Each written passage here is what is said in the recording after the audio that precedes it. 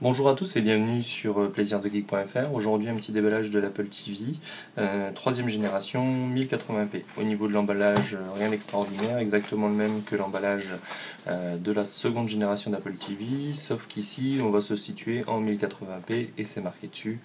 On a toujours compatibilité HDMI, le Wi-Fi N. Au niveau de l'ouverture de la boîte, c'est très simple, c'est un petit tiroir. Tout ça est emballé dans un blister bien sûr qui a déjà été enlevé auparavant. Ici on a bien l'Apple TV qui est bien emballé dans son film plastique. Même chose pour la télécommande. Au niveau de la télécommande, en dessous on trouve un tiroir particulier dans lequel on retrouve le cordon d'alimentation. On retrouve les documents un petit peu plus techniques avec les 2 stickers Apple, le guide d'information sur le produit, le guide d'installation en allemand et le guide d'installation qui nous intéresse un peu plus en français. Donc au niveau de la boîte, on a fait le tour, pas grand chose d'intéressante. Ici au niveau du câble d'alimentation, on remarque qu'il est assez plat, assez design, ce que fait Apple, et que ce n'est pas un transformateur. Il est assez long, alors je ne sais pas exactement combien, mais il doit bien faire 1,50 m, et le transformateur va se trouver donc dans l'Apple TV directement. Au niveau de l'Apple TV, donc on a la télécommande, qui est bien emballée dans un film plastique, très bien emballé. Voilà, très costaud, qui fonctionne à pile. Je pense que effectivement ça ne doit pas consommer beaucoup. On a un bouton play pause, un bouton menu, un joystick un petit peu directionnel avec 4 boutons et un bouton sélection. Tout ça fonctionnant par infrarouge.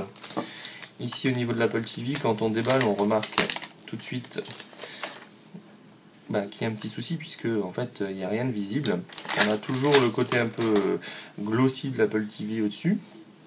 Mais on a ici une petite tirette pour pouvoir déballer la totalité de l'Apple TV. Voilà, ça colle un peu, c'est statique, on met ça de côté.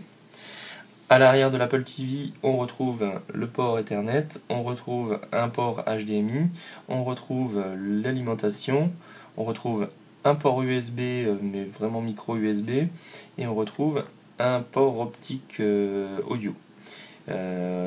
Devant, donc on ne voit rien, il n'y a rien qui est visible. A priori, il y a le récepteur infrarouge qui se trouve devant. En dessous, on est plutôt sur une matière caoutchouteuse mate.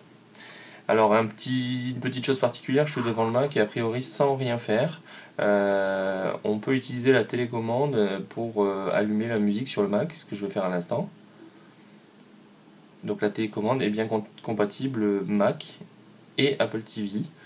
Donc là c'est parti sur iTunes, il est en train de télécharger un contenu, donc c'est pour ça qu'il met du temps à démarrer, mais sinon on a bien la lecture qui se met en route, pause, changer de chanson, pardon, et voilà.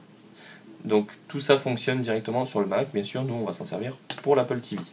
Et bien on se retrouve de l'autre côté pour le test. À bientôt, bye bye.